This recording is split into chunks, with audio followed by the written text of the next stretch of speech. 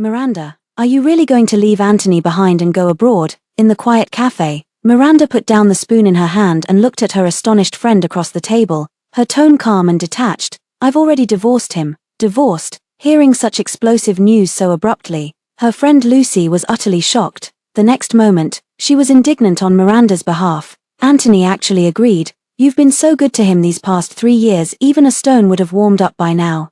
Does he really have no feelings for you at all? Miranda smiled slightly, a glimmer flashing in her eyes. Actually, she wasn't sure if he had agreed or not. After all, half a month ago when she gave him the divorce agreement, he had signed it while answering a phone call, then hurried off without even listening to what she had to say. He never brought it up again after that. Now, just half a month more, and she'll get the divorce certificate, then she'll be free. Just as she was about to speak, a deep male voice came from behind them. Finished talking, the two girls turned their heads simultaneously and saw Anthony in a black trench coat, striding towards them with his long legs. Lucy was still immersed in her earlier anger and was about to step forward to demand an explanation. Anthony, just now Miranda said she and you are div. What brings you here? Miranda soothingly patted Lucy's hand, shook her head at her, and timely interrupted the conversation.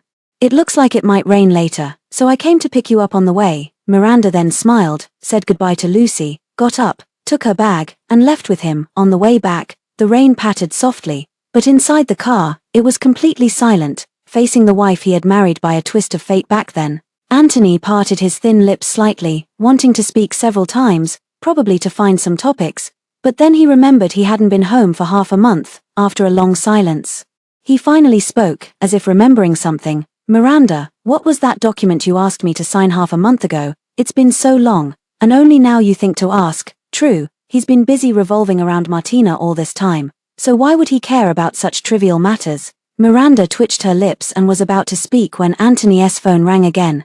Anthony, I've had too much to drink, my head hurts so much, can you come pick me up?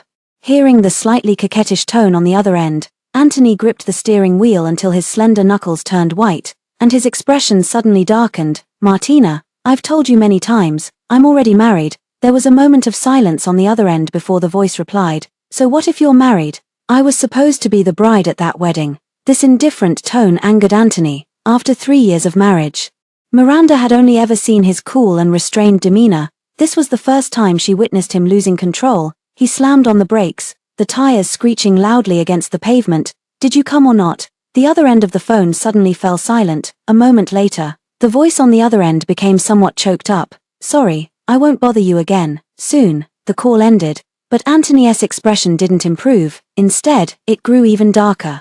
His fingers tapped on the steering wheel, and after a long while, he finally gave in completely, typing out a few words as if resigning himself to fate. Send me the address. After seeing the address sent from the other end, he turned his head with a face full of apology. Miranda knew what he was going to say and spoke first. If you have something to do, go ahead, I'll just take a taxi back. Watching her open the car door and put up her umbrella, Anthony ultimately felt a bit guilty and said softly, once I'm done, I'll come back to keep you company. Miranda nodded. She stood in the rain, watching the figure of him driving away swiftly, complex emotions swirling in her eyes.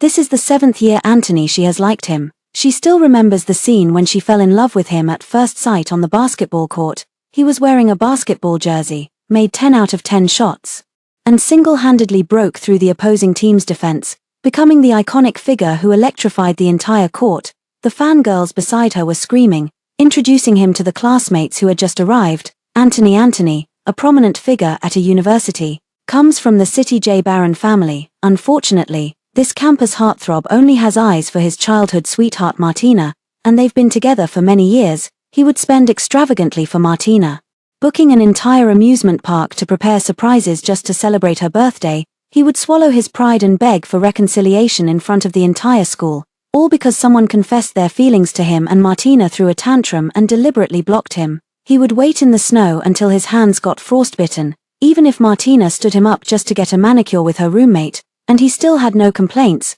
Throughout the 4 years of college, Miranda heard countless romantic anecdotes about Anthony and Martina. She always thought she would be like an NPC in a romance novel, witnessing them eventually end up together. Until 2 years ago, Anthony couldn't wait to marry Martina right after graduation. She attended that century wedding without an invitation, in the name of a classmate. As it turned out, the wedding had already begun. Martina still hadn't shown up. Anthony went crazy, made 99 phone calls, only to receive a message from Martina saying she didn't want to get married so early and had already gone abroad. Anthony's patience finally ran out that day. He no longer indulged her unreasonable behavior and directly picked up the microphone. Today, Anthony, have decided to choose a different bride. Is there any single lady interested? The usually quiet and inconspicuous Miranda felt her heart racing in that moment. She knew too many people liked Anthony, so the instant his words fell, she immediately stood up. That day, she put on the ill-fitting wedding dress and married the man who couldn't even remember her name.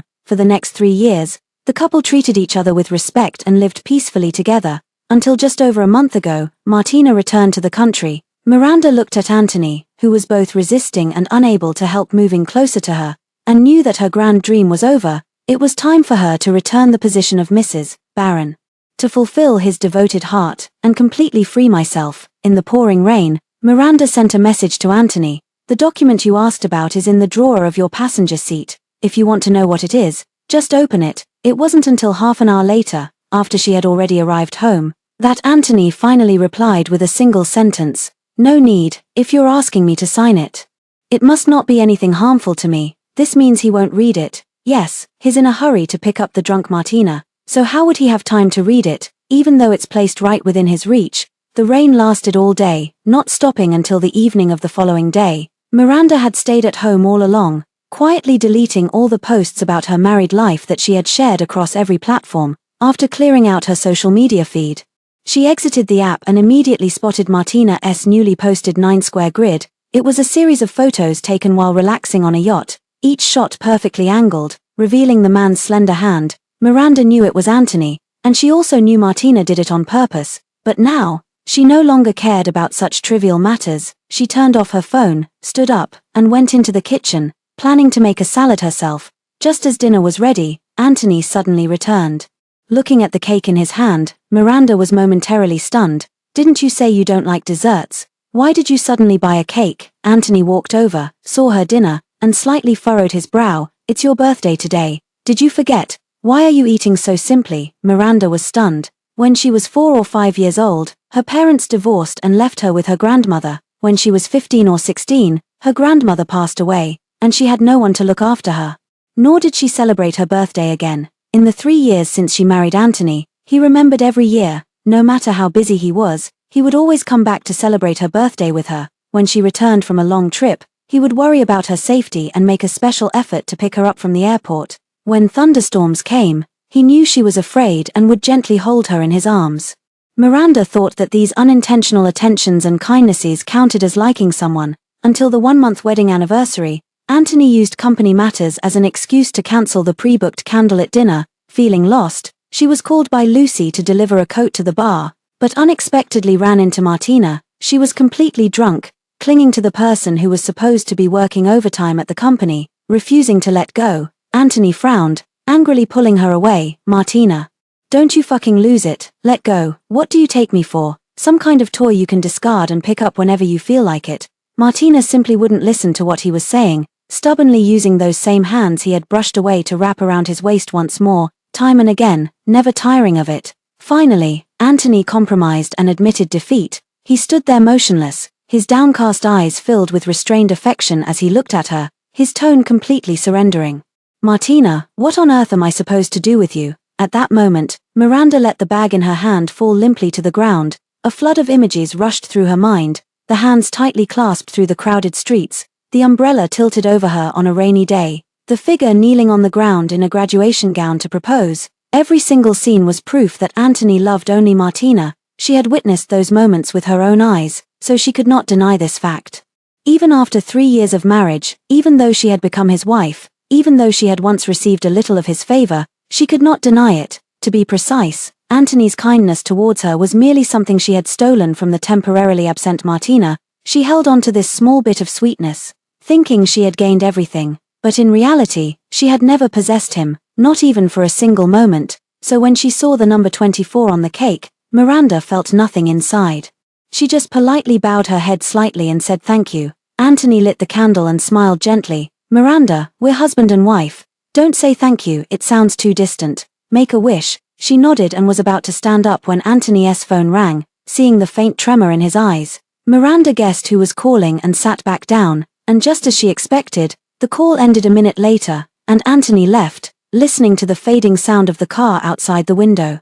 Miranda curled her lips into a bitter smile. The room was unlit, the flickering candlelight casting her lonely shadow on the wall. She clasped her hands together and made a wish for her 24th birthday. In this new year of my life, Miranda will no longer like Anthony. 3 days later, the class of 21 from the School of Computer Science held a reunion. Miranda only realized when she arrived that Anthony had also come, surrounded by everyone in the center.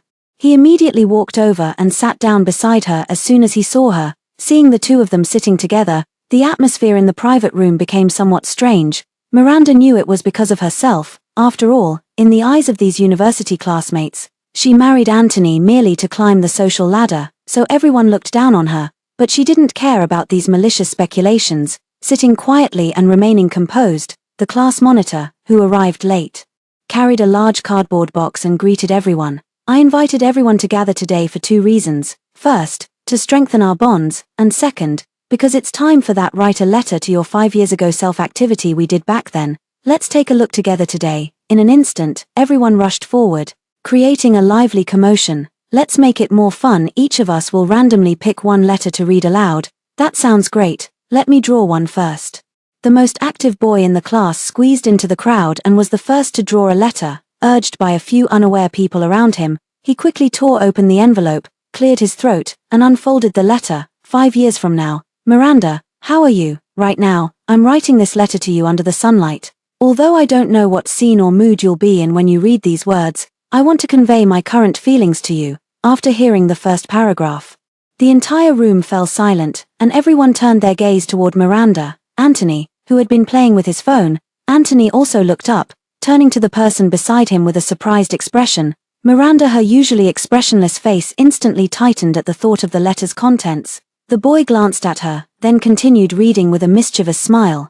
This year, you're 19, just starting your sophomore year of college, and you've developed feelings for Anthony. But he doesn't know about it, and even if he did, it wouldn't matter because he already likes someone else. Your secret crush is destined to go nowhere. You might ask me, since it's destined to end without results, why am I unwilling to give up? What I want to tell you is that what I love is his youthful spirit that charges forward fearlessly amidst the cheers of thousands.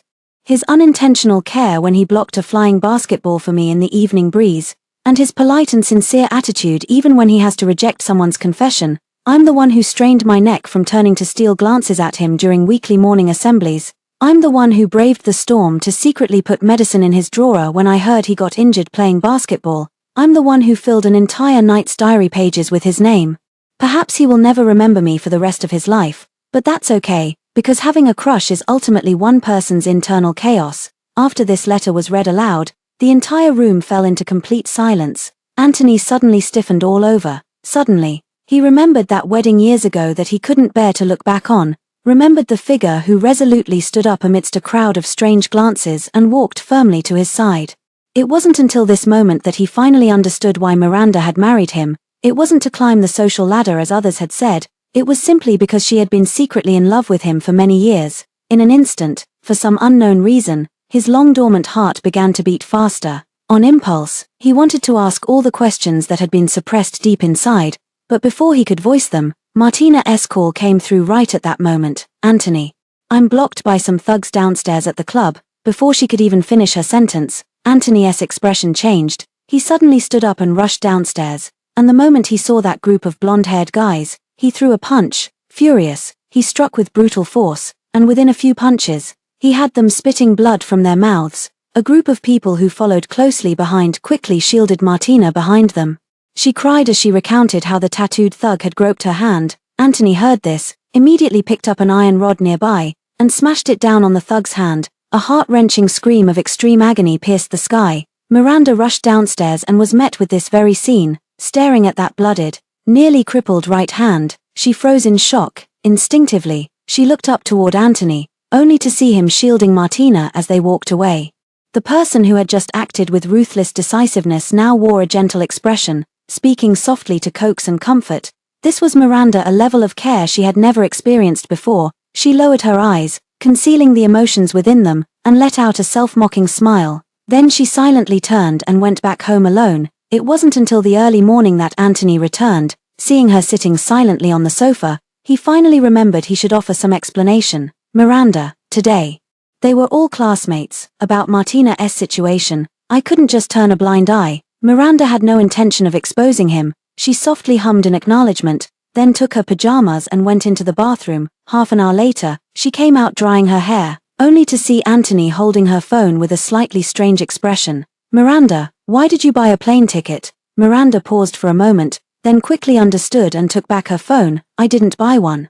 It must be a promotional discount ticket message from the airline. Anthony wanted to ask more, but seeing Miranda's unwillingness to elaborate, he suppressed his curiosity. After all, Miranda would never lie to him, right? So he put down his phone, nodded, and went to wash up. Miranda stopped him, then took out the first aid kit from the cabinet. You've got a cut on your back from broken glass. Let me help you with that. Anthony froze for a moment, then obediently sat on the sofa, took off his jacket, and revealed the bloody gash. The injury wasn't serious, but since it was on his back, no one had noticed. Surprisingly, Miranda had actually noticed it. He watched her focused expression as she disinfected with a cotton swab, and it reminded him of that letter. Miranda, about that letter today, just wipe it clean when you take a shower later, or it might get infected. Next time you get into a fight, be more careful and try not to get hurt again. Because there won't be anyone to help you with the medicine. Miranda didn't give him a chance to ask, interrupted in his thoughts. Anthony didn't catch what she said at the end and looked up at the sound of her voice. What did you say? Miranda shook her head, tied the gauze, and turned to enter the bedroom.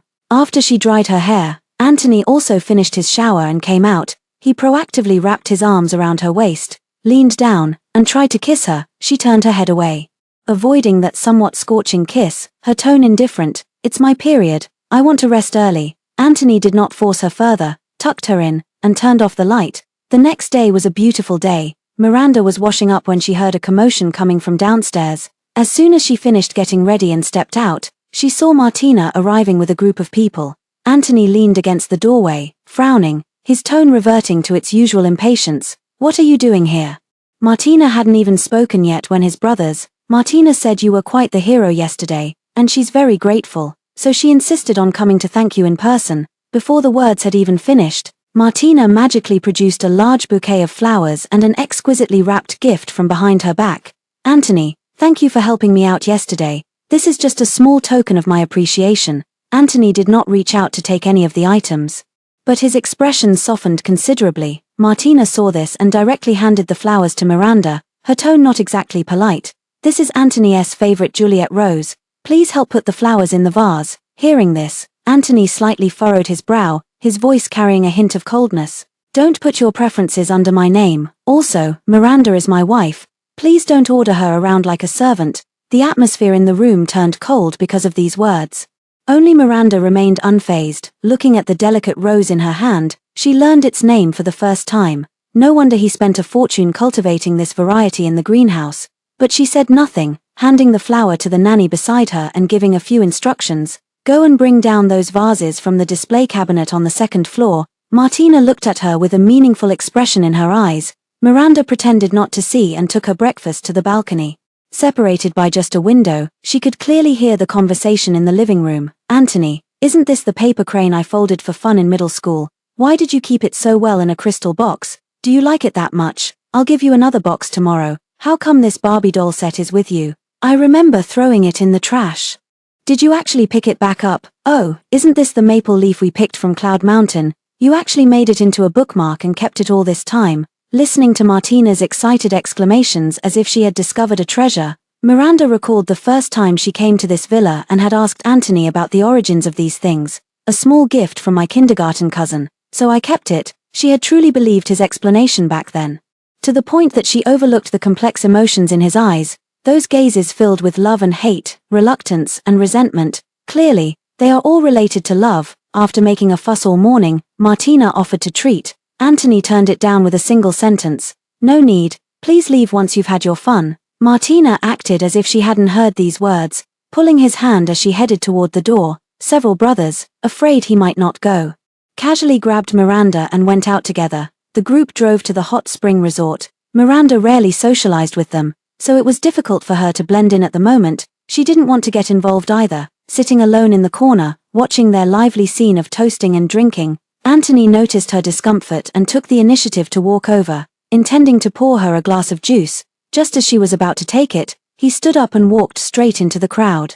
Martina had just brought the glass of whiskey to her lips when he snatched it away from her. Then, a scolding voice echoed through the room. "You're allergic to alcohol, and you still dare to drink. Are you trying to kill yourself?" Martina blinked, looking at him with an innocent expression. "I thought this was juice, just a mix-up. Why are you so angry?" As she spoke, she casually took the glass of juice from his right hand, her eyes curving into crescents as she smiled. "Thanks." Anthony's hand involuntarily tightened, but in the end, he said nothing, turned back to his original spot, and casually handed over the cup in his hand. Looking at the unsettled person in front of her and the glass of clear yellow liquor, Miranda did not reach out. She picked up her bag and stood, her voice faint. "I don't drink, I'm going to the hot springs first." Anthony only then realized he had handed over the wrong cup. His mind was completely filled with thoughts of Martina. And he had actually given the wine to Miranda, mistaking it for juice. He wanted to explain about what had just happened, but Miranda walked away too quickly. He didn't get a chance to speak. The warm spring water relaxed Miranda's weary nerves. Leaning against the wall, she watched the continuously rising steam and gradually grew drowsy, falling asleep without realizing it. Perhaps having grown accustomed to the noise, she didn't hear the knocking outside. Anthony called her name several times without getting a response, and growing anxious, he pushed the door open and entered directly. Seeing her dazed state, his heart skipped several beats, and he quickly jumped into the hot spring to lift her out. Miranda groggily opened her eyes and instinctively wrapped her arms around his shoulders due to the feeling of weightlessness. Steam filled the air, their skin pressed close, and the atmosphere grew ambiguous in that moment. Anthony couldn't help but lean down. As their breaths mingled, a sudden set of footsteps abruptly intruded. Following closely, Martina entered and froze instantly upon seeing the scene, her smile vanishing. She bit her lip hard, her eyes filled with unconcealed shock and disappointment, then turned and ran away. Clutching her hand, Anthony stood completely frozen in place. His first reaction was to put Miranda down and run after her, leaving only one sentence behind. "She misunderstood." "I need to explain." "Misunderstood. They are legally married, so what is there to explain even if they were seen kissing? It's just that he has been immersed in the past, placing himself in the role of Martina's boyfriend. That's why he instinctively wanted to explain. For love. Someone who was once willingly tamed, how could they easily break this habit? Watching his hurriedly departing figure, Miranda smiled softly, then her eyes reddened. She draped a blanket over herself and opened the window for some fresh air. Just in time to see Martina rushing out, she flung the car door open and was immediately grabbed by the hand by Anthony. The sound of their hurried argument clearly reached Miranda's ears. "Miranda is asleep. I was just afraid she might catch a cold." "Do you have to get so angry?" "Yes, she's your wife. I have no right to be angry. Why don't you go back and keep her company? Why bother explaining so much to your ex-girlfriend?" "Martina, do you have to say things like that?" "What did I say? I'm only telling the truth." As soon as these words were spoken, the two parted on bad terms. Martina brushed his hand away with reddened eyes, rushed into her car, and sped off, left behind. Anthony stood frozen for only a dozen seconds before driving after her, gazing at the roadside, now quiet again and covered in swirling dust. Miranda silently turned and entered the changing room. As soon as she changed her clothes and came out, she was grabbed by several brothers who were stomping their feet in anxiety. "Sister-in-law, something terrible has happened. Anthony and the others have been in a car accident." When the group arrived at the hospital, they saw Anthony waiting outside the operating room. He was soaked in blood from head to toe, his forehead dripping with cold sweat, his eyes filled with panic and helplessness. Miranda, it was the first time she had seen him in such a disheveled state. A few brothers gathered around, pressing him about what had happened. He clutched his hair in remorse, his voice filled with indescribable pain. "It's my fault. I shouldn't have said those things to make her angry, and I shouldn't have let her leave alone. She was driving so fast because she was trying to spite me, and that's why she got into the accident." Hearing him take all the blame onto himself, Miranda, her eyelashes trembled slightly. Since those were all words spoken in anger, what is the truth then? Have I been waiting for her to come back all along, hoping to reconcile with her? Perhaps so. Miranda didn't want to think any deeper. The nurse happened to come out, her expression unusually stern. "The patient is bleeding heavily, but the blood bank is running low. Is anyone here type O blood? We need help urgently." The brothers looked at each other, but since they were all type AB blood, no one spoke up. Only Anthony was type O. He directly took off his coat, changed into sterile surgical scrubs, and followed into the operating room. Time passed minute by minute, and half an hour later, the nurse helped a pale-faced Anthony walk out. No one knew exactly how much blood he had lost, but he was completely drained of strength, feeling dizzy and collapsing into Miranda's arms. The nurse did not leave but asked again. The patient's condition is slowly improving, but we still need 400 cubic centimeters of blood. Can you contact any friends with type O blood? During the waiting period, everyone contacted people they knew, but no one with the same blood type was found. Seeing the silent atmosphere, Anthony was burning with anxiety and struggled to stand up. Just 400 cubic centimeters. I'll do it. The nurse, seeing his reckless determination, turned to him with a face full of shock. You've already donated 600 cubic centimeters. Do you still want to continue?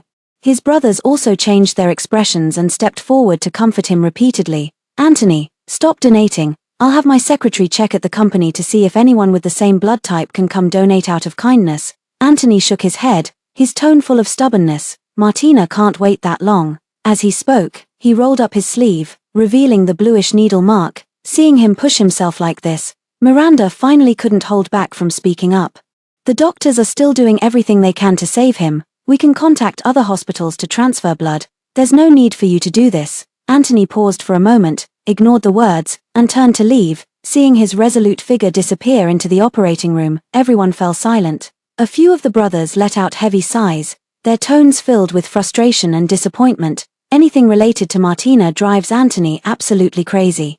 He once got into a fight over her and injured his leg, ending up in the hospital for 3 months, and even after being discharged, he still wanted to go teach that guy a lesson. You're telling me, back in high school, to win her favorite necklace, he made a bet to skydive from 5,000 meters. Midway, his equipment malfunctioned and he almost lost his life, and now he's risking his life again to save her. I actually thought he still had feelings for Martina, which is why I tried to help them get back together. But now, what a mess. They went back and forth, completely forgetting that Miranda was still standing right there. Hearing these stories from them, Miranda felt a sudden daze. Only at this moment did she realize how ridiculous the thought that had arisen in her heart was when she stood up on her wedding day. What later comer could surpass and warm a heart? Love is love, and not loving is not loving, from the very beginning. She had bet on the wrong thing, so now, facing this complete and utter defeat, she accepted it. It was unclear how much time had passed when the red light in the operating room slowly went out. The doctor pushed 2 people out, and everyone's hearts tightened as they crowded around. The doctor wiped away his sweat, looked at the unconscious Anthony, and sighed silently twice. Are they lovers? Such a devoted guy is really rare to see. Miranda was left alone at the end, gazing at the blinding lights overhead, and let out a silent laugh. It wasn't until noon the next day that Anthony finally woke up, groggy and disoriented. Before his consciousness had fully returned, the first question that escaped his lips was about Martina. Was her surgery successful? How is she doing? Has she woken up? Looking at his anxious expression, Miranda, who had stayed up all night, nodded, her voice hoarse. The doctor said nothing serious happened. Just need a few months of rest to recover. Hearing this, the stone that had been weighing on Anthony's heart finally fell to the ground, but he still couldn't rest assured, so he threw off the covers and got out of bed, saying he had to see with his own eyes. Miranda, no matter how they tried to persuade him, he wouldn't listen. In the end, it was the nurse who happened to come in to administer and 4 who stopped him. Looking at the large bag of medication, a flicker of anxiety flashed in his eyes. His heart filled with concern for Martina. After pondering for a while, his eyes fell on the fruit basket on the cabinet, and he finally found an excuse. Miranda, yesterday I called Martina's parents. They flew back overnight and should be at the hospital by now. Could you take this fruit basket over to greet them and check on her condition while you're at it? Miranda stared at him fixedly, and only after a long while did she let out a soft She picked up the fruit basket and left the hospital room. Martina lived right upstairs. Miranda was about to knock when she noticed the door was slightly ajar. Through the gap, she saw Martina snuggling like a little bird in the arms of an unfamiliar man, her voice full of sweetness. Anthony, didn't you say you were going to take me to meet your parents? Why did you come alone? I did want to bring my parents, but you're not fully recovered yet, so the timing isn't great. I'll take you home with me after you're discharged from the hospital. Okay. Hearing this conversation, Miranda's hand suddenly clenched tightly. Martina is in a relationship and already meeting the parents. Just then, the doctor on rounds pushed the door open, startling the 2 people in the room. Martina looked up and saw Miranda, her face instantly changing. What brings you here? Miranda didn't respond. She placed the fruit basket on the floor, turned around, and headed downstairs. Martina dragged her still unwell body out and grabbed her at the stairwell. Are you planning to go back and complain to Anthony? Miranda turned her head, looking at the fleeting panic on her face, her tone icy. Since you already have a boyfriend, why are you still clinging to Anthony and refusing to let go? Upon hearing this, Martina raised an eyebrow, her expression quickly returning to normal. I just want to play both sides, manipulate them in the palm of my hand, and enjoy their affection towards me. Can't you see that? Do you have to trample on his sincere feelings for you like this? Looking at her indignant expression, Martina scoffed, her voice full of pride. I have what it takes to make them go crazy for me. Even someone as exceptional as Anthony is no exception. What's wrong? Are you jealous? Why not admit it openly? If I'm in a good mood, I might even be willing to teach you a thing or two. Her proud and arrogant attitude, wearing her pride as a badge of honor, left Miranda speechless. The silent response only made Martina even more pleased with herself. She sized up the person in front of her, her gaze finally settling on the wedding ring on her finger. You're nothing but someone who got lucky. What gives you the right to challenge me? Let me tell you something, I never actually went abroad that year. I just drank too much the night before and stayed up late with two seniors. So I couldn't get out of bed the next morning. If it weren't for Anthony throwing a fit and giving me the cold shoulder, you would never have had the chance to become Mrs. Baron in this lifetime. Miranda's long-suppressed anger finally erupted at this moment. She couldn't help but raise her hand and slap Martina across the face. It wasn't a hard slap, but Martina staggered as if struck by a heavy blow. Tumbling down the stairs, Miranda hadn't yet figured out what was happening when she was pushed aside by Anthony, who had just stepped out of the elevator. He strode down the stairs, his face full of heartache as he picked up the bruised Martina, his gaze toward her carrying concealed anger. She hasn't offended you. Why would you use such heavy force? Martina deliberately revealed the crimson handprint, crying pitifully in his arms. Forget it, Anthony.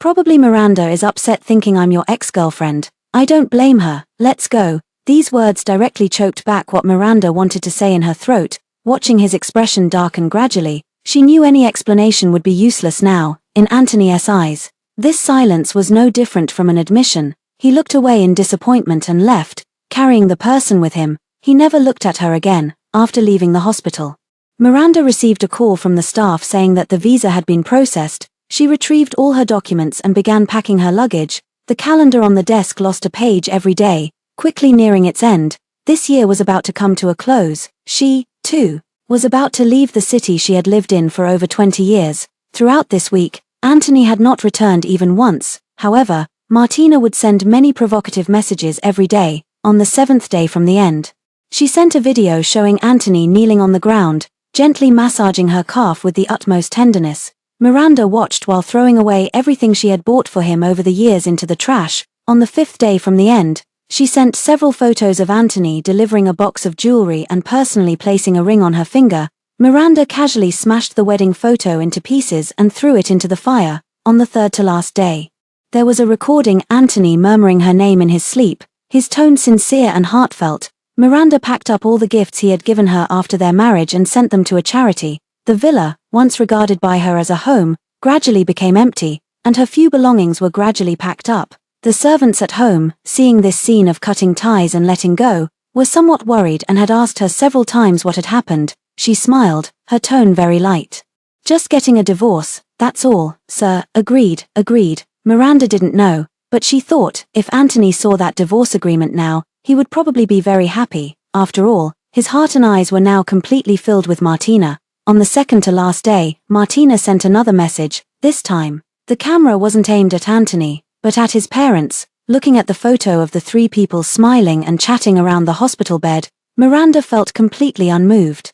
She still didn't reply to the message, but instead opened her contacts and deleted Martina, Anthony, and everyone connected to them. On the day she left, the first snow fell. Miranda brought the diaries she had organized last night and the unsent love letters to the courtyard. The orange firelight illuminated her face, and burned to ashes all those recorded thoughts and feelings of a young girl's heart. She lifted her head, watching the swirling snowflakes, wondering how much longer it would snow to cover up these ashes. Just as she was lost in thought, the tightly shut door suddenly swung open. Anthony, whom she hadn't seen in a long time, had returned. His steps hurried. He glanced at the person crouching on the ground, then went straight into the living room first. When he came out again, he stopped beside Miranda, looking at those pale pink envelopes. he couldn't help but recall the letter from the party.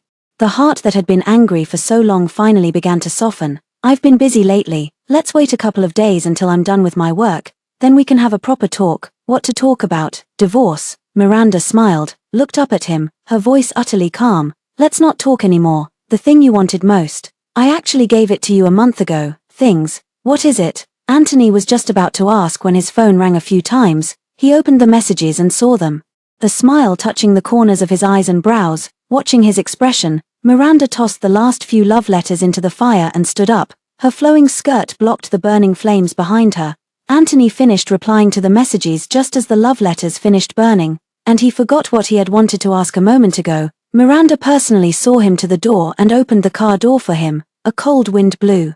Anthony noticed she was lightly dressed and gently urged her to go back inside so she wouldn't catch cold. Miranda insisted on staying at the door to see him off. Through the car window, Anthony saw her raise her hand to wave and softly say something. He didn't catch it clearly, but it was likely just the usual advice like be careful on the road. Over the past 3 years, he had heard it countless times, so he didn't take it to heart. After the vehicle started, it soon disappeared from sight. Miranda stood alone in the snow for a long time before returning to the bedroom to put on her coat, then went downstairs carrying her suitcase. The snow fell heavier and heavier, each flake landing on her head, making her look as if her hair had turned white from a distance. A taxi stopped at the villa's entrance. Before getting in, she turned around for one last look and repeated those barely audible words once more. Farewell, City J. Goodbye forever, Anthony.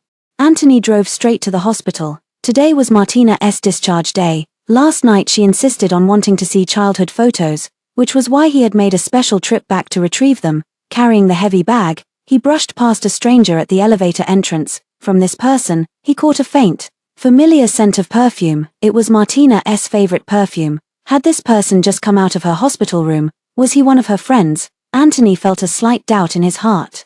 But the elevator soon arrived, and without giving it much thought, he pressed the button for the 7th floor. As soon as she saw him, Martina beamed with a radiant smile. The two of them flipped through the photo album while reminiscing about the past. When it comes to childhood memories, Anthony quickly puts everything else out of his mind. By noon, Martina's family came to pick Martina up from the hospital, and as soon as they saw him, they immediately expressed their gratitude. Anthony hastily returned the courtesy, his tone exceedingly humble. Martina's injury is partly my responsibility. Taking care of her is my duty. Upon hearing this, Martina gently patted his hand. I've already said, my injury has nothing to do with you, Anthony. Yesterday I even asked your uncle and aunt to come explain what happened. Please stop taking all the blame on yourself. Okay, Father Sue nodded in agreement upon hearing this. Over these years, your aunt and I have been so busy with work. If it weren't for you taking care of Martina, who knows how wild she would have become. It's us who should be thanking you. Martina walked over to Anthony and was about to act coquettishly when Martina's mom pulled her back. Now that you're older and have started your own family, Martina still doesn't understand boundaries and keeps clinging to you. Please don't mind her, we'll properly educate her so she won't bother you in the future. The atmosphere in the hospital room instantly froze. Anthony understood the underlying message. His breathing faltered for a moment, then quickly returned to normal. The smile that had been hanging at the corner of his lips vanished, leaving only restraint and politeness. Martina's expression changed as well, but she pretended not to understand what her mother was saying and turned to Anthony with a cheerful laugh, trying to change the subject. All right, I grew up with Anthony, so there's no need to talk about trouble. He even promised to take me home, right? Anthony looked up to answer, but when he met the meaningful gazes of the two elders, the words on the tip of his tongue changed their meaning. I did promise, but my secretary just informed me that there's something urgent at the company. Since you're here now, uncle and aunt, I won't disturb you any further. After saying this, he didn't linger any longer and turned to leave the hospital room. After walking only a few steps, Martina's mom called out to him and handed over that photo album. Anthony, in the past, it was Martina who wronged you, but she was young back then and didn't yet understand how precious sincerity is. Please don't hold it against her. Seeing the apologetic expression on the face of this elder who had watched him grow up, Anthony gently shook his head. Auntie, I've already let go of those past matters. I won't hold any grudge against Martina.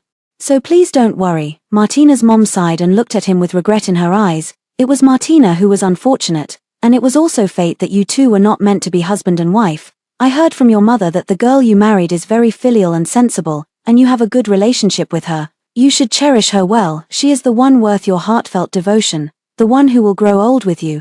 Anthony knew that Martina's mom meant well.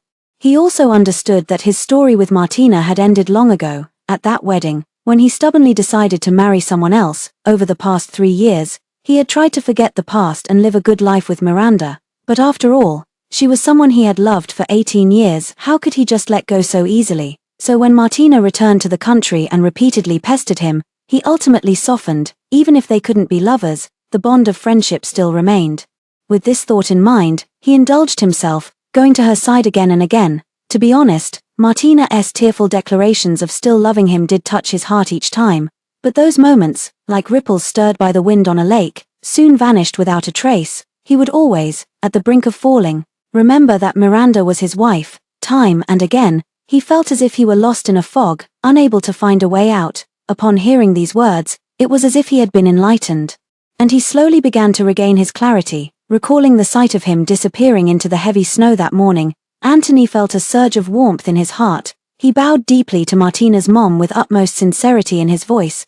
"Thank you for taking the trouble to tell me this. I understand." After leaving the hospital, Anthony went back to the old house. Anthony's mom called him into the study, her tone unusually serious. "When you first got married, I did feel that Miranda's family background wasn't a good match for you, so I had some reservations about her. But over these past 3 years, seeing how much she cares for you, keeps the household in perfect order, and takes such good care of us too, I've gradually let go of those grudges. You're not young anymore, and there are some things I don't want to repeat. Let bygones be bygones, and don't dwell on the past anymore. You have good taste, you've chosen a wonderful wife. It's time to settle down and live your life well. Marriage isn't like dating, it's a bowl of porridge that simmers slowly, requiring patience and steady effort. You and Miranda didn't have much emotional foundation before marriage, and you're both so young. It's important to communicate clearly and in a timely manner to avoid misunderstandings piling up in your hearts. Do you understand?" Anthony didn't expect his usually quiet mother to speak so earnestly about these everyday family matters. But he knew his mother was right and respectfully lowered his head. "You're right, I know what to do now." Anthony's mom nodded with relief, then took out a box and pushed it over. "This is the bracelet your grandmother gave me when I got married. Please give it to Miranda. The day after tomorrow is your father's birthday. Remember to bring her back so our whole family can have a simple meal together." Anthony opened the box and stared at the pair of imperial green jade bracelets inside. Momentarily stunned, suddenly, he remembered that wedding 3 years ago that had stirred up quite a storm. Martina, after announcing over the phone to the entire venue that she was cancelling the wedding, the relatives and friends from both families immediately changed their expressions and left the scene. He stood alone at the center of the stage, picked up the microphone with a heart as dead as ashes, and poured out all the emotions that had been pent up inside him for so long. To be honest, he didn't even know exactly what he had said. It wasn't until Miranda stood up, was pushed backstage by his impatient groomsmen, and returned to his line of sight that he finally snapped out of his daze. The wedding march began to play. She had changed into that slightly oversized wedding dress, taking one step after another, walking resolutely to his side. Together with him, they endured the prying eyes of thousands of onlookers below, fearless and never retreating. Perhaps infected by her unwavering determination, Anthony felt a surge of desperate courage rekindling in his once lifeless heart. Although he still didn't know his bride's name, he had already resolved to treat the woman who wore his ring with kindness for the rest of his life. "I will never let down the hand she extended to him during the darkest moment of his life." Anthony placed the box containing the bracelet into the drawer of the passenger seat, before closing the drawer. He noticed the document inside and paused to think about when it had been placed there, but after racking his brain, he still couldn't recall. He was just about to take it out and have a look when he received a call from Martina. "Anthony, my parents have left. My friend heard I was discharged and wants to celebrate for me. Are you done with your work? Do you want to come over and hang out together?" This time, Anthony didn't hesitate and directly refused. Martina's tone immediately became dejected, just as she was about to act coquettish. He made up an excuse about having a meeting to attend. After hanging up the phone, he pushed the drawer shut, got in the car, and drove home. The usually lively villa was unusually quiet today. Anthony looked around and noticed that many things were missing from the living room: the tie he had left on the coffee table months ago, the water glass on the dining table, the throw pillows on the sofa. They are all Miranda's little insignificant purchases. In the past, he wouldn't have noticed, but for some reason, this time he keenly sensed something was off and stopped the butler to ask, Why are so many things missing from the house? The madam has thrown them all away. The elderly butler respectfully replied, then looked up at his expression and hesitantly spoke. Sir, are you really going to divorce Madam Anthony? I knew you'd be home in this heavy snow. It's been so long since you've hung out with the brothers. Come on, let's go have some drinks. Several young masters entered with arms around each other's shoulders, pulling Anthony and dragging him outside without another word. The word marriage that hadn't yet been spoken was thus drowned out in the clamor of voices. Although it was supposed to be a drinking session, the brothers, concerned about Anthony's health, only dared to offer him a few cups of plain water. Watching the few people playing games, he took a couple of sips, then took out his phone, found Miranda, and typed out a message. Did you have to go out today? Where did you go? What time will you be back? Send me the address, I'll come pick you up later. The roads are slippery with snow, be careful walking and don't fall. Before the send button could be pressed, the brother who had just finished his phone call beside him suddenly changed his expression. He grabbed Anthony and called out to the others at the table, his tone urgent and rushed. Let's go, change of plans. There's something new and exciting to see. Everyone was left confused by his abrupt and disjointed words, hearing that there was something exciting going on.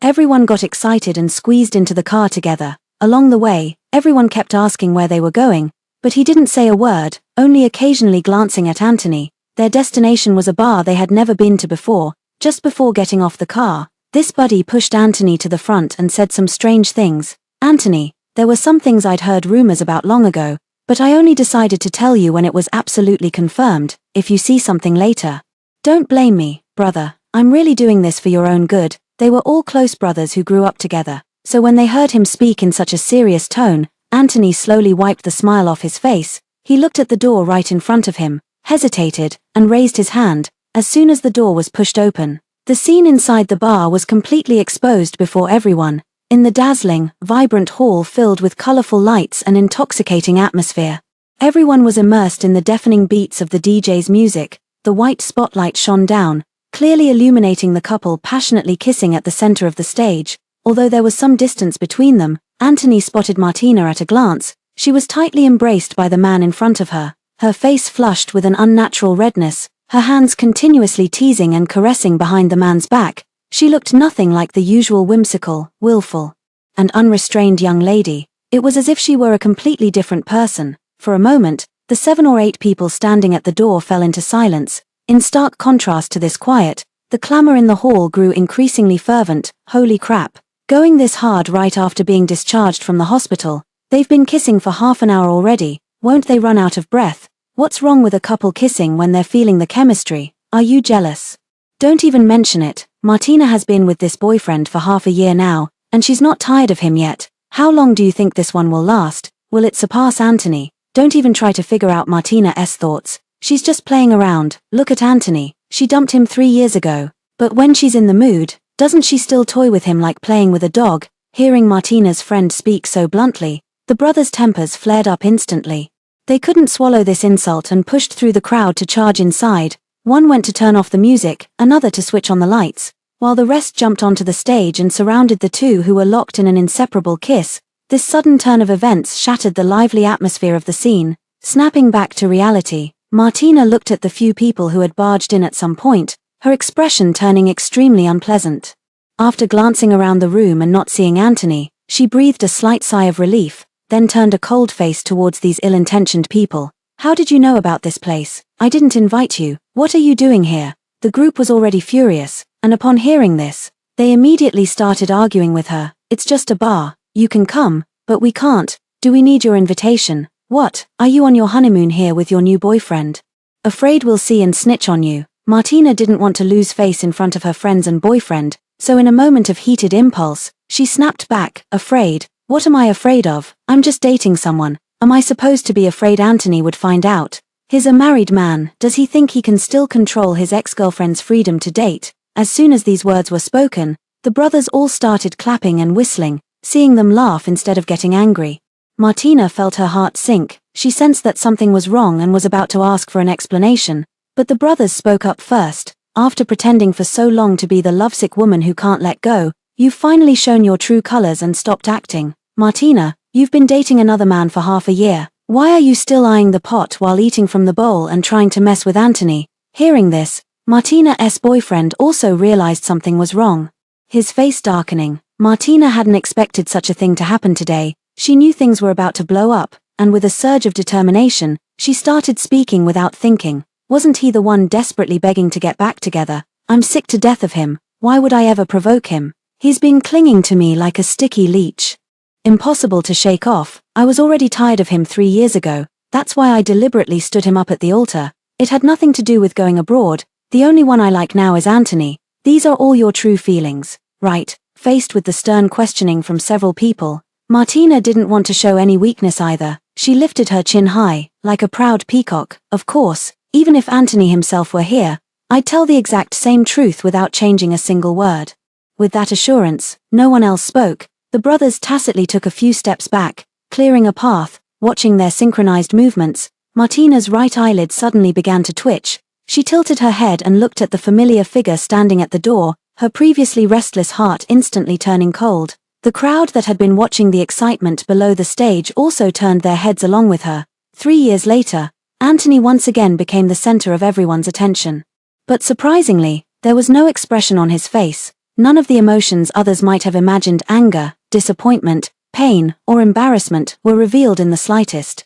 Yes, it's just the relief after countless trials and the calm after the curtain falls. Across the vast sea of people, he watched the person on stage whose face had turned deathly pale, the woman he had loved for many years, yet could never obtain, the bride who had left him alone at the wedding venue. At this moment, it suddenly became utterly unfamiliar. It was as if he was meeting her for the first time, yet he had clearly known her for 18 years. I listened to every word. Thank you for not continuing to lie to me, and finally telling me the truth, Martina. Amidst countless whispers, Anthony's voice was calm and indifferent. It didn't sound like a confrontation, but more like chatting about today's weather. The few brothers on the stage, seeing him like this, suddenly remembered the scene 3 years ago when Miranda first appeared before them. The exact same expression, the exact same tone, the exact same number of words. I am currently single, and if you have no objections, I can become your bride, Anthony. After calmly announcing this to the entire room, Anthony lowered his eyes, a faint smile curling at the corners of his mouth.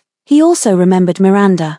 Only now did he finally understand the immense pressure under which Miranda had stood by his side that day. Such a cautious and quiet person, for his sake, could go to such lengths. Yet it took him 3 years to finally see the magnitude and fervor of her love. Fortunately, it's not too late for everything. Anthony no longer wasted time on these unworthy matters. He turned around and left without hesitation. Step by step, he walked with unwavering determination. After returning to the car, Anthony opened his phone and sent the message that hadn't been sent yet. With a ding, he thought Miranda had replied instantly, and lowered his eyes. Amidst a sea of white and green, that red exclamation mark stood out conspicuously. He stared at the friend request verification prompt below, blinking rapidly a few times. The note in the center of the screen and the profile picture on the left, both were confirmed to be correct. It was Miranda herself. But why would she block and delete me for no reason? Anthony couldn't figure it out. He sent a few more messages, but he was still blocked. His heart, which had been as still as stagnant water, began to ripple with countless waves. Reason told him that something must have happened, yet emotion was desperately suppressing reason, trying to calm him down with other explanations. This morning, she had seen him off just like before. Her expression seemed perfectly normal, and she even waved goodbye to him. Maybe she was just running late. Anthony desperately tried to psyche himself up, but the speed at which he raced away, flooring the accelerator, betrayed his panicked heart. He ran through 10 red lights in a row before finally making it home before dark. The house was just as he had left it, still cold and empty. Desolate, it didn't feel like the home it once was. Seeing the kitchen light on, he thought Miranda was inside brewing hangover soup and rushed straight in. There was indeed soup simmering on the stove, but it was the nanny watching over it. Upon seeing him, she quickly bowed in greeting, then flusteredly poured a bowl of soup and handed it to him. Anthony didn't drink, or perhaps just took a slight sip. The hot soup entered his mouth, but it wasn't the taste he was accustomed to. Anthony frowned. Isn't this hangover soup prepared by my wife? The little nanny's clear eyes suddenly widened to their fullest, and she flusteredly began to apologize. Yes. Sorry, sir. The madam taught me how to make the soup before she moved out, but I didn't remember it. Please wait a moment. I'll make a new batch for you right away. In this sentence, Anthony only heard 4 words. Before she moved out. His pounding heart plummeted straight down into the boundless dark depths of the lake. When did they move out? This morning, after you left. living room, bedroom, study, bathroom. Anthony searched every corner of the house, but found no trace of Miranda. The old butler, who had come at the sound, finally managed to voice the question that had been weighing on his mind as he watched Anthony's frantic and disoriented state. "Sir, why did you agree to divorce, madam?" Divorced. Upon hearing those words, Anthony felt as if the world was spinning around him. He had never heard Miranda mention this matter, so why was everyone convinced he wanted a divorce? He desperately racked his brain, trying to recall the events of this period in search of some clues. The strange behavior of Lucy in the cafe, the plane ticket he didn't have time to examine carefully, and those ambiguous words she said this morning. What he wanted had already been given to him long ago. Thinking of this question that he never got to clarify, Anthony grew increasingly anxious. While instructing his secretary to track down Miranda's whereabouts, he drove off to search for her himself. He first went to the old house she lived in before marriage, only to find the doors and windows sealed shut. The neighbors told him that Miranda had returned yesterday, discarded many belongings, and seemed to be preparing for a long journey. The next second, the secretary's message came through. "Mr. Anthony, I found out that Mrs. bought a ticket to San Francisco half a month ago. She departed this morning and should have arrived by now. So Miranda wasn't moving out, but had decided to go abroad instead." Realizing this, Anthony felt a chill run through his heart. He couldn't understand Miranda, why she suddenly wanted a divorce and left without any warning. Wasn't becoming his wife and standing by his side something she had always wanted? After having his secretary book a flight to the United States, Anthony returned to his car. He didn't start the car, but leaned back in the seat, staring blankly at the blocked chat interface. The phone, which hadn't been charged all day, issued a low battery warning. He opened the drawer to take out the charging cable. His gaze swept past that document folder. This time, he finally opened the document that had been stored away for a full month. At the first glance of the words divorce agreement, Anthony's hand trembled slightly, uncontrollably, but he remained calm, turning the pages one by one. Until the last page, when he saw his own signature written there, he froze completely. Why would his signature appear on a divorce agreement? Why did he have no memory of signing it at all? Anthony's mind raced, trying to piece together all the details he had overlooked and forgotten. The person who drafted this agreement was Miranda, and the only time she had asked him to sign it was one evening a month ago. At that time, she said she wanted to give him a gift. He didn't have time to read it, signed it, and left. Miranda left this agreement in his car and reminded him many times to review it. A whole month had passed since the agreement took effect, yet he had not opened it even once. Those dozen or so flimsy pages felt as heavy as £1,000 in Anthony's hands. It was only at this moment that he finally understood why Miranda had chosen to leave. She sensed his wavering heart within this marriage. She thought he would return to Martina's side and divorce her.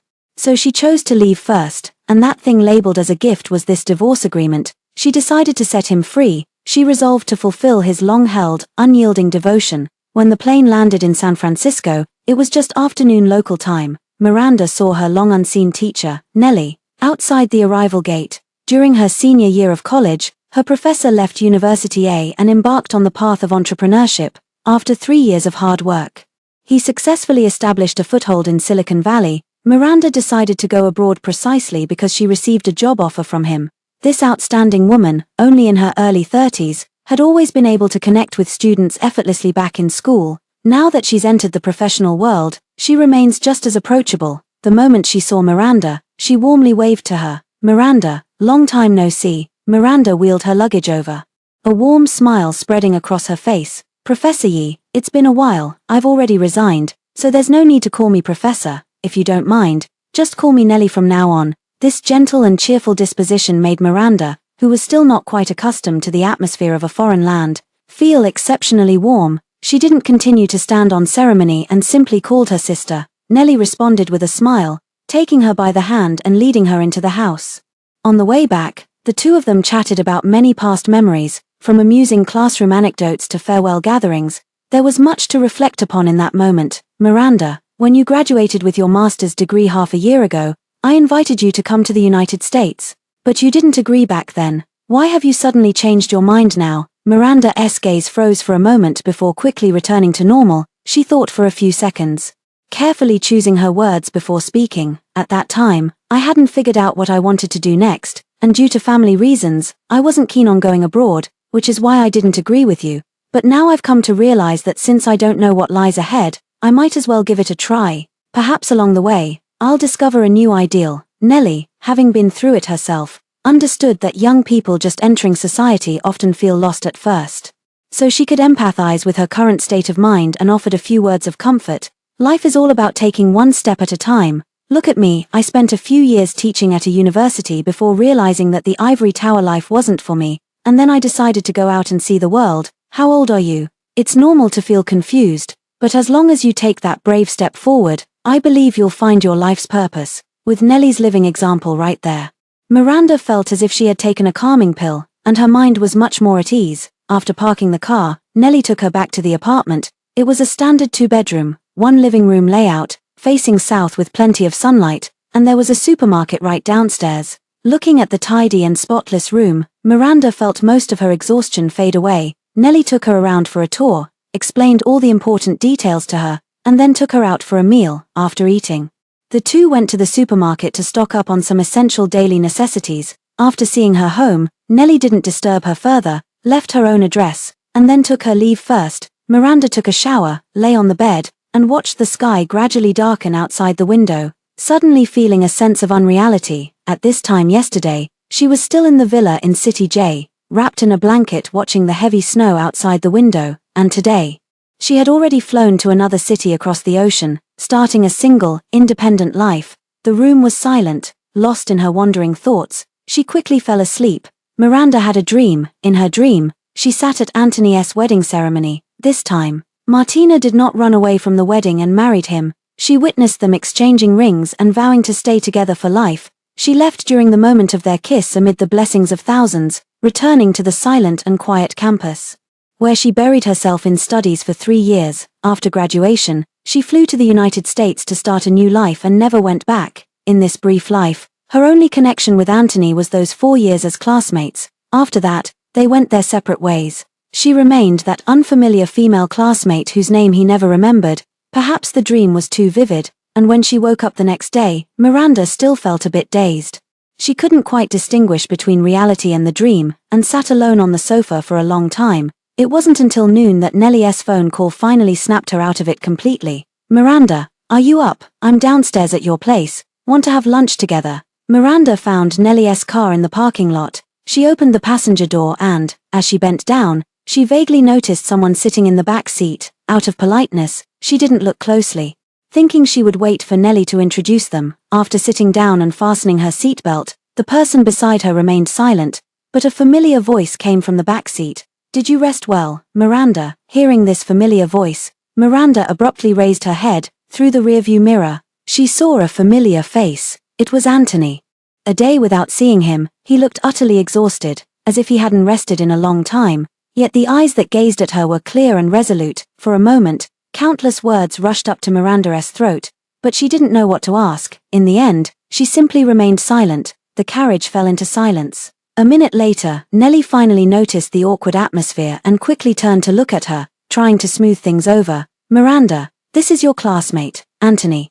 Don't you recognize him? He called me as soon as he landed at the airport, saying he wanted to hang out. I thought since you're classmates, we could have a meal together. You don't mind, do you? Miranda minded, but in front of Nellie, who knew nothing about their situation, she needed to remain composed, so she could only pretend nothing was wrong, forcing a smile as she responded to her. Nellie, just go ahead with the arrangements. I'm just a bit dizzy from jet lag. Nellie smiled and nodded, signaling for her to take it slow, then turned to chat with Anthony in the back seat. Anthony, are you okay? Do you want to go back and rest first? We can meet up again later. Anthony hadn't slept for almost 30 hours, but he knew it wasn't the time to rest, so he gently shook his head. No need.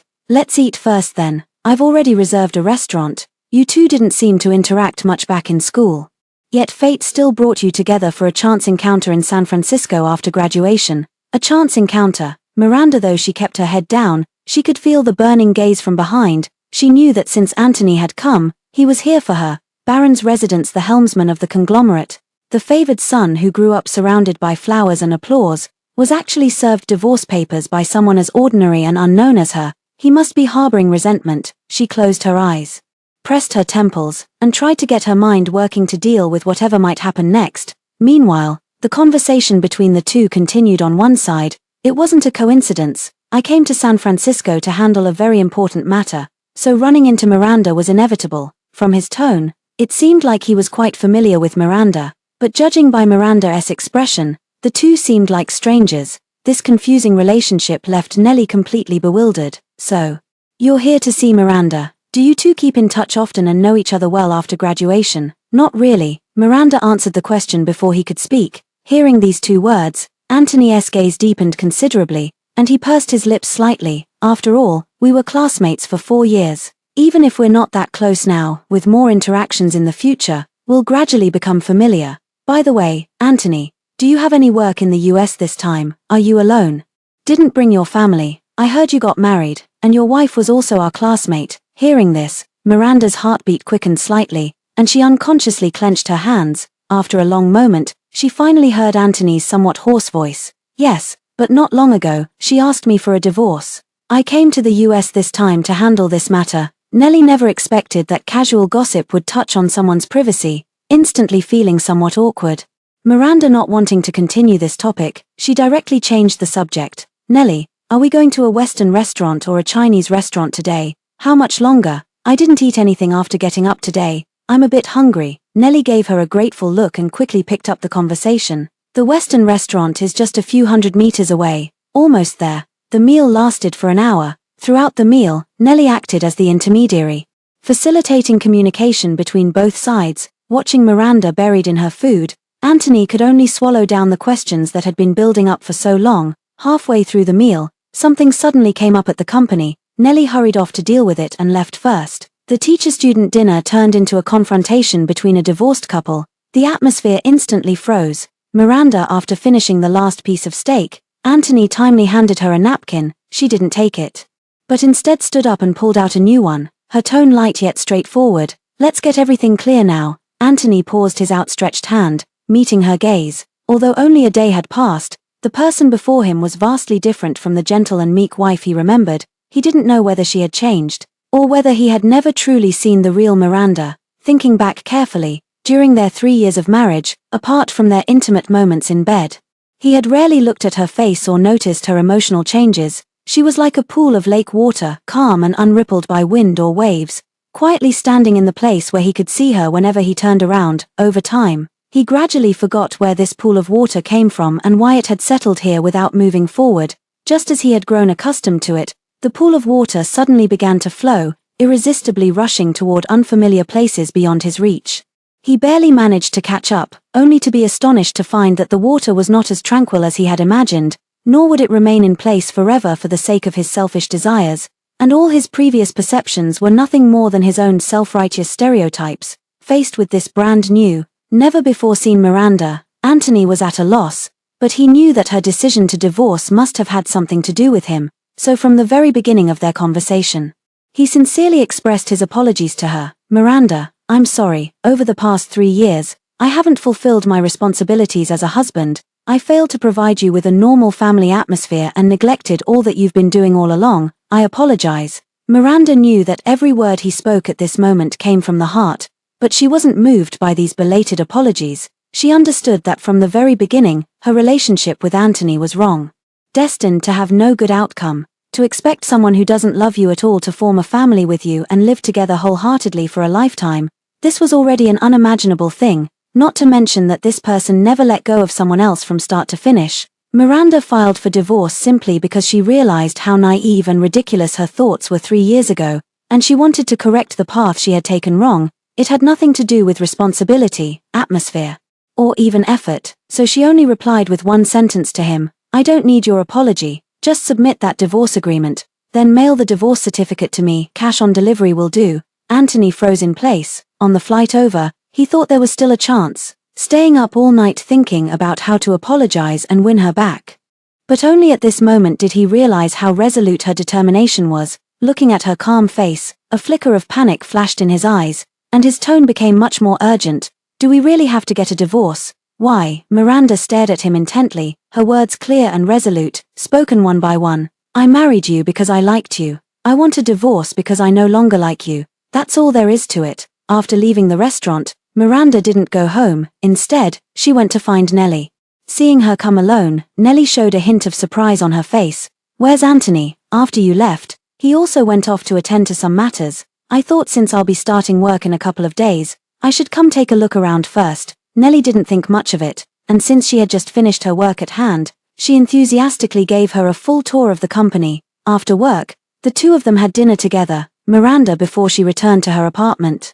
She opened her phone and saw a verification message sent by Anthony. Suddenly, Miranda recalled the words he had said before they parted. Since you've made up your mind to get a divorce, I will respect your wishes. I don't deserve your affection and I'm sorry for letting you down, but after all, we've been husband and wife for 3 years. Even though we're separating, can we still be friends? Friends? What necessity is there for her and Anthony to continue being friends?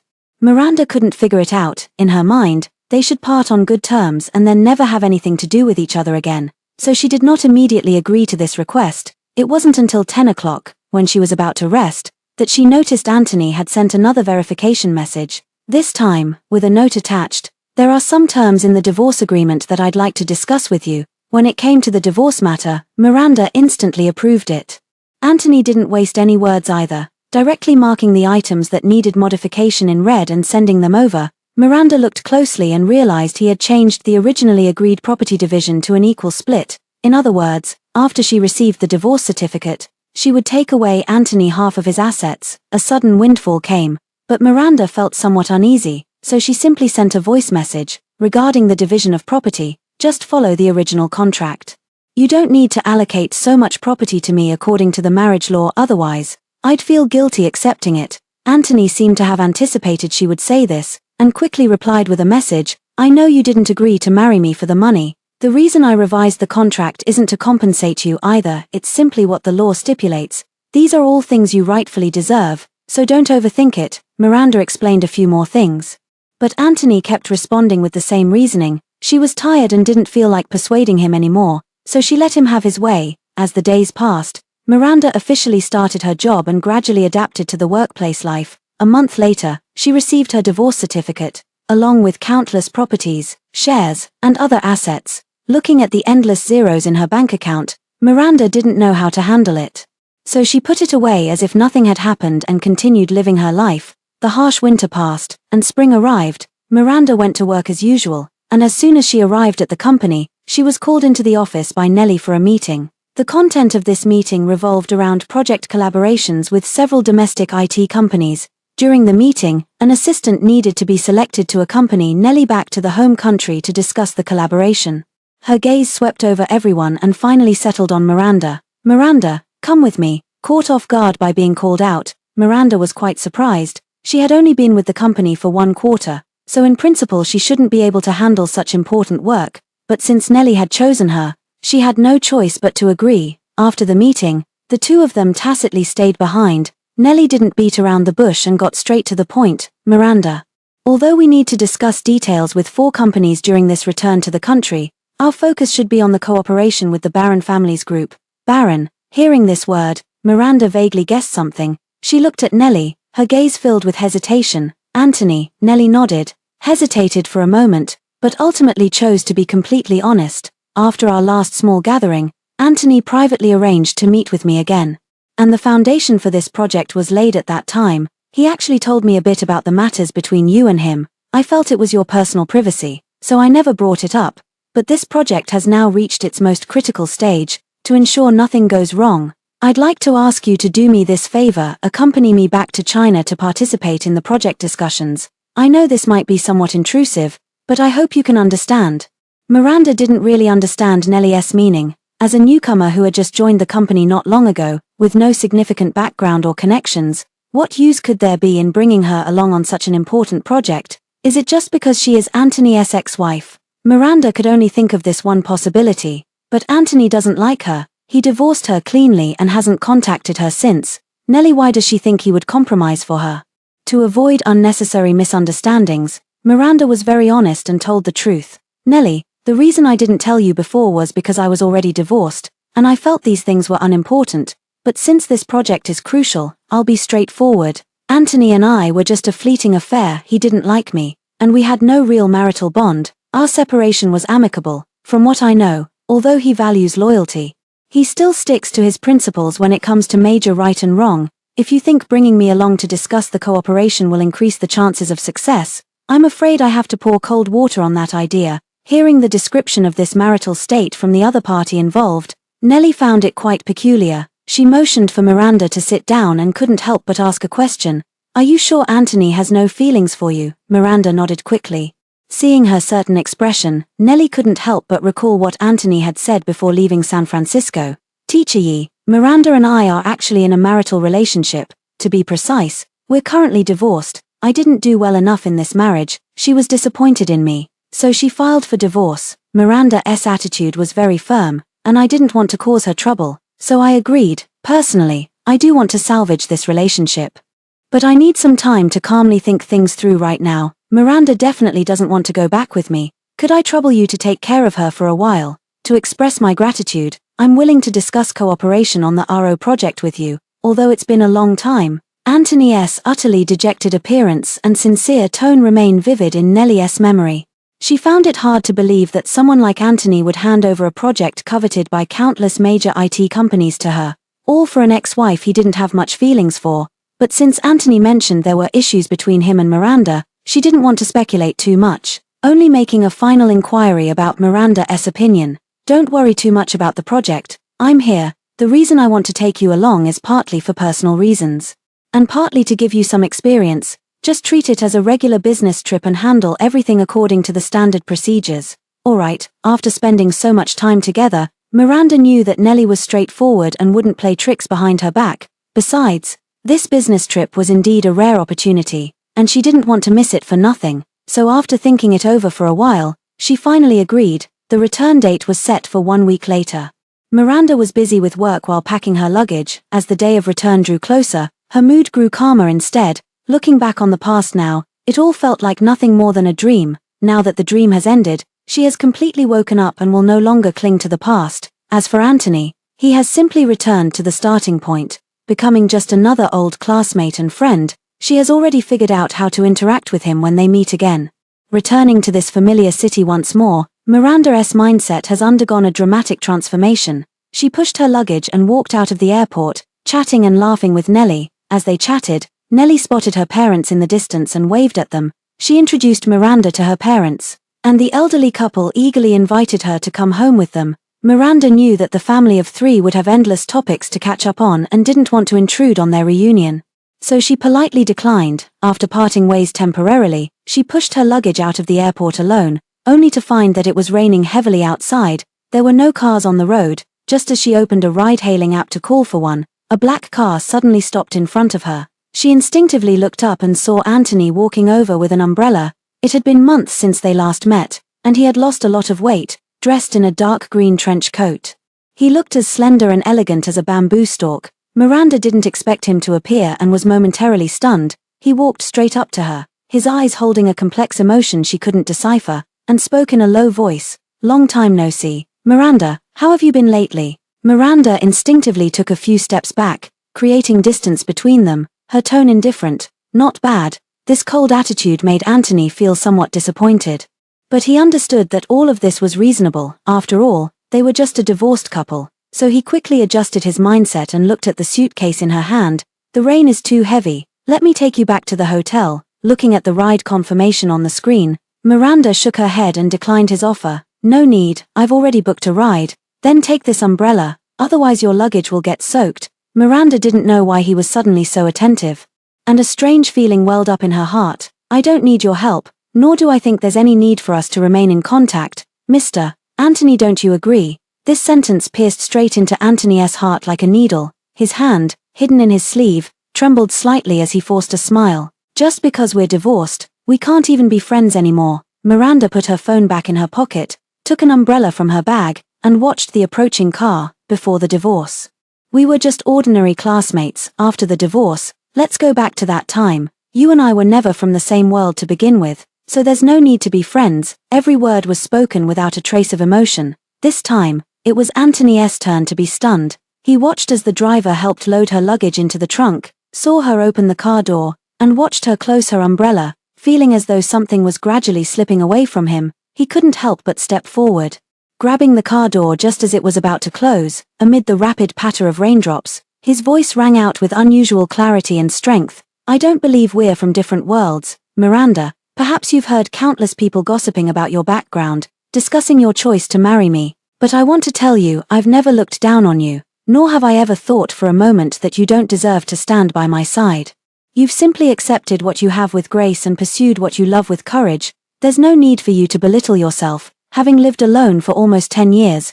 Miranda, this was the first time she had heard someone say that. She tilted her head to look at him, a slight curve forming at the corner of her lips, and for once, she spoke to him with a smile. Thank you. After settling her luggage at the hotel, the rain had stopped. Miranda hurried to the restaurant with her bag and met up with Lucy. The two sisters embraced each other tightly and huddled together to chat about their recent lives. When Lucy heard that she had taken half of Anthony's fortune, her mouth dropped open wide enough to swallow a plate. She suddenly threw herself into Miranda's arms, ignoring the strange looks from everyone around, and screamed uncontrollably, "Ah! My bestie is rich now. Oh my God, if I cling to your leg now. Does that mean I won't have to worry for the rest of my life?" Miranda quickly covered her mouth, apologized to the disturbed customers around them, and immediately took her to a private room. Only when they were alone, Lucy rolled her eyes and spoke in a low voice. "Has the money arrived?" "It did, but I don't dare spend it. It feels like unexpected wealth will always be taken back." Lucy couldn't bear to hear such words. Taking her hand, she began earnestly comforting her with well-meaning advice. "What sudden windfall? This is your legitimate income. Since Anthony is being so generous, you should just accept and use it. Why feel embarrassed? It's not like you held a knife to his throat forcing him to marry you. That makes a lot of sense." Lucy, seeing her slowly let go of her worries, she cheerfully picked up the menu and, without even looking at it, slapped it right into the waiter's hand. "Give me one of each of your most expensive dishes, like Australian lobsters."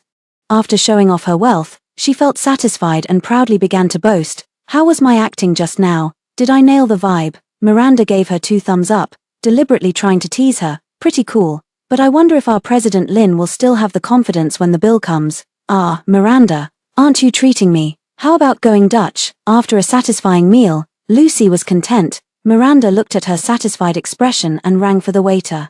Just as she was about to pay the bill, a sarcastic voice suddenly came from behind.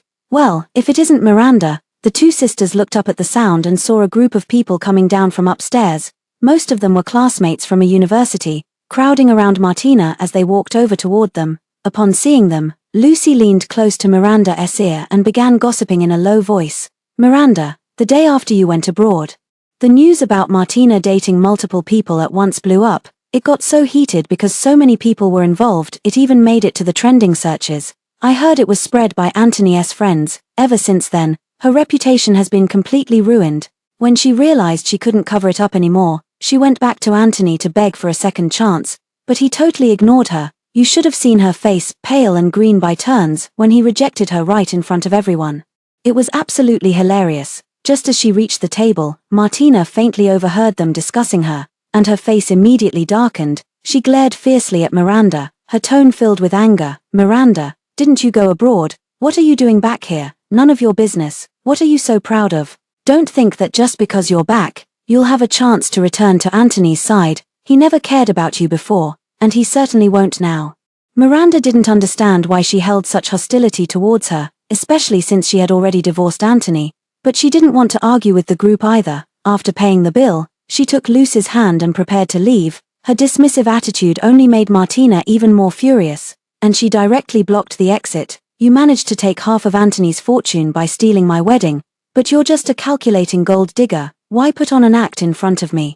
What good is that money to you anyway? Look at you, you can't even hide your tacky, low-class vibe. Don't let it stink up the place around me." A few lackeys laughed along when they heard this. An enraged Lucy stepped forward to argue with them, but Miranda quickly pulled her back. She looked calmly at Martina, her tone indifferent. "That money was given to me by Anthony of his own accord, just like those widely circulated rumors about you, legitimate and well-deserved." After saying this, she didn't care what expression Martina was making, and dragged Lucy away immediately. Stung to the quick, Martina flew into a rage out of humiliation and pushed a passing waiter forward.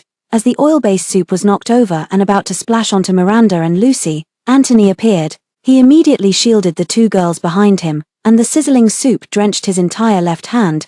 The exposed skin was instantly scalded, causing countless blisters to rise, and his face paled noticeably. Martina hadn't expected him to appear here at all and was momentarily flustered. quickly stepping forward to check his injuries. Anthony forced himself to suppress the burning pain, gritting his teeth as he looked at her, his gaze colder than ice. For the sake of your uncle and aunt, I've let slide all the things you've done, but if you keep refusing to change your ways, I won't mind teaching you a lesson. Martina tried to explain further, but Anthony didn't give her the chance. He left immediately, taking the two frightened individuals with him. Chilled by the night wind, Miranda sobered up considerably. Seeing the injury on his arm, she directly took the car keys from his pocket. They rushed to the hospital as quickly as possible. The nurse was startled by the large area of the wound and promptly called for a doctor. It was getting late. Lucy had to work tomorrow. Miranda finally managed to persuade her to go back after much effort. Only 4 people remained in the emergency room. Miranda turned and looked at Anthony, who was trying hard to endure the pain, then took 2 tissues and wiped away the sweat about to drip from his forehead. He looked up, saw the guilt welling up in her eyes, and comforted her in a trembling voice. I got hurt. And it has nothing to do with you. It's because of me that she holds a grudge against you. I should be the one apologizing to you. Miranda knew that in this situation, arguing over who was right or wrong was actually meaningless, so she said nothing and went to get the medicine according to the doctor's prescription. By the time she returned, the wound had already been treated. The doctor gave them many more instructions before finally letting them leave. Miranda drove Anthony back home, returning to this villa once again and seeing the living room layout almost unchanged from before. A flicker of daze passed through her eyes. The old butler, overjoyed to see her return, immediately came forward to greet her, chattering incessantly. Madam, you've finally returned. The master has been waiting for you the entire time you were away. Halfway through his sentence, the butler spotted the injured Anthony and froze on the spot. Sir, how did you get injured? Miranda pretended not to hear the butler's words, handed over the medicine she was carrying, reiterated the doctor's instructions, and turned to leave immediately. Watching her retreating figure fade into the distance, Anthony felt a sudden emptiness in his heart. He desperately wanted to ask her to stay, but the words caught in his throat, and he held back. Anthony's hesitant, dejected expression did not escape the butler's notice, who grew increasingly anxious on his behalf. Without a second thought, he hurried after her, called out to Miranda, and poured out all the words he hadn't managed to say earlier. Madam, since you're back, why not stay? Over the past 3 months, aside from work, the master has spent all his time in the room staring blankly at the flowers you planted before. Even in his dreams at night, he murmurs about wanting you to come back. Every week he flies to the United States just to see you, but he never dares to contact you for fear of disturbing you. The butler mentioned all these things, Miranda, but she knew nothing about any of them. She thought he had completely let go and had started a new life. Hearing these words, her first reaction was that it was absurd. Anthony, didn't you only like Martina? How could he do so many inexplicable things for his ex-wife? So Miranda didn't take these words to heart and very seriously told the butler, Anthony and I are already divorced, and I've let go of the past. The Baron family's affairs have nothing to do with me anymore. Please don't call me madam, from now on, just call me Miranda when we meet. It's getting late, I should head back now. Take good care of yourself. After a brief 2-day break, Miranda entered work mode. She followed Nellie to discuss the details of the cooperation and learned a lot of experience from it, and the progress of the project went exceptionally smoothly. Everything fell into place naturally without encountering any resistance. During the discussions with the Baron family group, Anthony himself did not attend, only sending the vice president to represent him. Miranda breathed a slight sigh of relief and presented the contract she had prepared in advance. After reviewing the terms, the other party showed a positive intention to cooperate but raised one condition. During the contract period, the coordinator responsible for communication between Party A and Party B Baron families group specifically requested Miranda. Nellie immediately guessed that this must be Anthony's idea. He wanted to use this collaboration to keep Miranda here. After thinking it over, Nellie still decided to ask for her opinion. So after leaving the Baron families group, the two found a cafe to chat. Miranda, though it might be a bit forward, if it's convenient, could you tell me about the beginning and end of your marriage with Anthony? Miranda remained silent for a moment, then finally recounted the entire story from beginning to end. 4 years as classmates, 3 years of marriage, combined.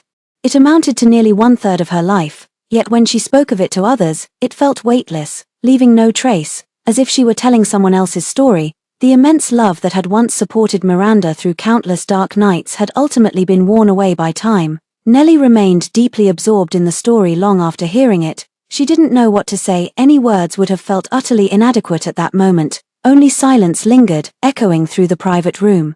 Looking at her expression full of heartache and regret, Miranda gave a light laugh, her tone carrying the relief of one who has weathered countless storms. Nellie, I know you have concerns in your heart, you want to secure this project, but you don't want me to get hurt. The reason I'm telling you these old stories that should have been sealed away is to let you know that I've truly let go of it all, no matter why they made this request, in my eyes. I'll only treat it as a job to be done seriously, although I don't have much experience. As long as you need me, as long as the team needs me, I'll do my best to complete it and live up to everyone's expectations. Hearing her solemn promise, Nellie's eyes welled up with tears. For her, this project was the decisive move that would determine success or failure, so she spared no effort in trying to facilitate this collaboration, and the most crucial part of it all is Miranda. Although it doesn't sound pleasant to take advantage of this, her only option now is to use Antony's feelings for Miranda to achieve her goal. Fortunately, Miranda understands her difficulties and is willing to help her with this favor. 1,000 words couldn't express her gratitude, all of which finally turned into the sound of clinking glasses. At the end of April, Nellie carried 4 signed contracts and prepared to fly back to San Francisco. Miranda went to the airport to see her off.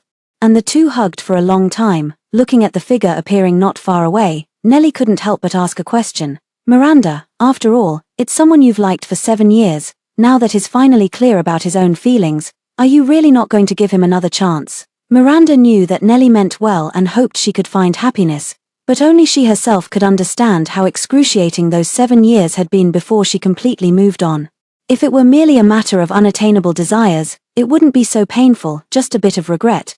But when she grasped the unreachable moon, believing she had caught the light, only to find it was an illusion of fishing the moon out of water, she no longer yearned for the sky. Some things are only meant to be admired from afar, so she only replied with one sentence. Nellie, life cannot be repeated, we must all look forward. For work convenience, Miranda rented a penthouse apartment.